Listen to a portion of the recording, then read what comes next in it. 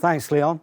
Well, thanks very much, everyone, for giving us a little bit of space to tell you what we've been doing in the School of Ed in terms of engagement. I'm going to start off just with the first example. These are quite small projects. My background before I came to university last year was in schools for a very long time, mainstream secondary schools. So I had a sort of a affinity, or I was anchored there, shall we say, and from that it led on to this first example. So a sixth form conference was organised for local sixth formers across Bristol, and the key question I thought that I wanted young people to consider was, how do we talk about the climate emergency, and how do we use our voice for change? It's that notion of from anxiety to insight to being able to articulate a position, and from that to move into perhaps action. So the purpose really we set out was, we thought, first of all, a clear science-based picture of the expected effects of climate change.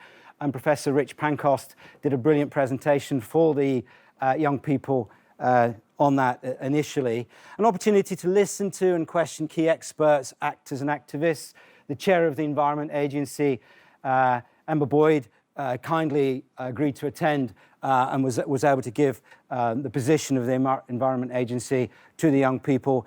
And we had Extinction Rebellion activists there as well giving a presentation.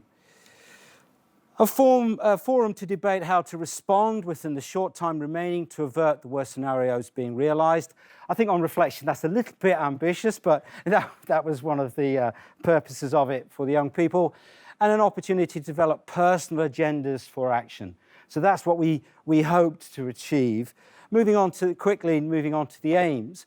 So we wanted them to gain a clear and informed understanding of what the likely impacts of climate change will be. As it's a moving scenario there, we'll appreciate that. But from an expert such as Rich Pancoast, they gained that picture. Develop their own ideas regarding appropriate responses to being in a climate and ecological emergency as citizens of a democratic society. That was an area I was particularly interested in, as well as leadership and developing leadership qualities in young people, how to act with the situation we have, and yet within or not within democratic boundaries. I think that was an area we wanted to explore with them and give them some political knowledge there that they could add to their stock when they decide to do whatever they're going to do.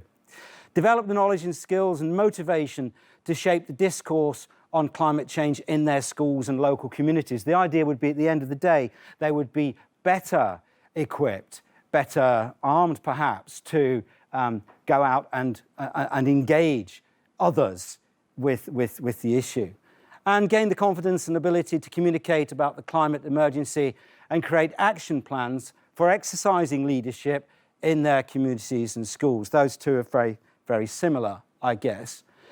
And we also got them to create a futures-orientated People's Manifesto for Technology, addressing both how current industrial inertia and resistance can be overcome, and what new technology can do for all of us to mitigate the impact of climate change. And we had a technology expert in terms of green technology, a local engineer with a long practice in this area, to present to the young people as well. And that happened to be a very popular, from the evaluation, a very popular input. And so we had some manifestos for technology at the end of that. So it was, I think it was the evaluation didn't get a successful day. We had about 54, 55 young people there on the day.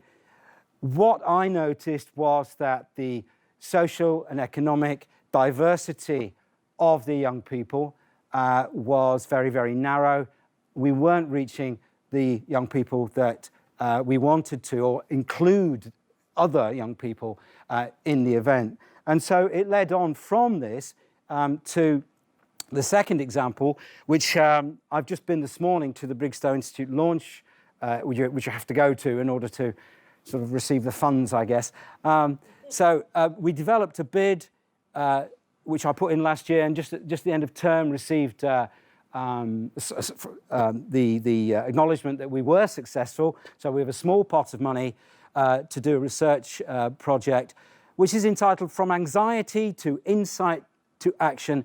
How can we best support young people from diverse backgrounds to make their own response to the climate and ecological emergency? And just very quickly, there's three research aims. This has not started yet. The team has met today to get things going. The research will explore the current mindset of young people from diverse backgrounds regarding the unfolding climate and ecological disaster. From that, it will seek to ascertain what types of knowledge and understanding they feel would enable them to better deal with the issue in their own way, and to discover how they would like to learn, for us to discover how they would like to learn and experience this knowledge and understanding, which leads into the third area. This looks like it's tacked on, but it's not meant. It is integrated into the projects. One of the challenges we've got to get this seamlessly together, working in collaboration with a local Bristol artist who's a sound engineer and does installations. The project will also explore how arts-based experiences can facilitate learning about the climate and ecological emergency in young people from diverse backgrounds. And we've got three groups that we're going to focus on. One is a local group from the eastern part of Bristol, Somali girls group, youth group that we're working with. There's a disabled group of youngsters that we're working with, and there's a group we're working with who are currently out of school, who are not engaged in schooling as such. And the focus or the expertise from this, it comes from the Creative Youth Network, which local people in Bristol will know is a sort of central hub for youth groups and youth work with disadvantaged, vulnerable and marginalised people in Bristol. They reached some 5,000 to 7,000 young people last year, and that's the channel, or that's how we're going to gain contact with these young people and do the project. Just very quickly on, because just to echo something that was said earlier regarding the cross-discipline nature of the way this work has to be. This is the team, and you can see there, mean nothing to you, except that we have obviously science expertise, we have expertise in mental health from Miles.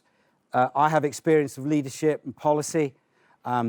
Oscar is very much interested in social movements, civil disobedience, Extinction Rebellion activity. He's getting a book out on that early next year.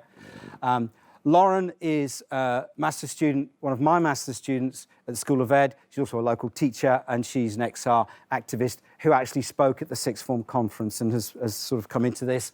And then we have Emma Cook and Amanda Colborne, essential elements in the success of this project from We the Curious, which is the science facility, the main science facility, educational science facility in Bristol. And then last but certainly not least, Joe himself, who is the artist in residence at Creative Youth Network. So there's great hopes for this, and hopefully next year I'll be able to report on what the research discovered.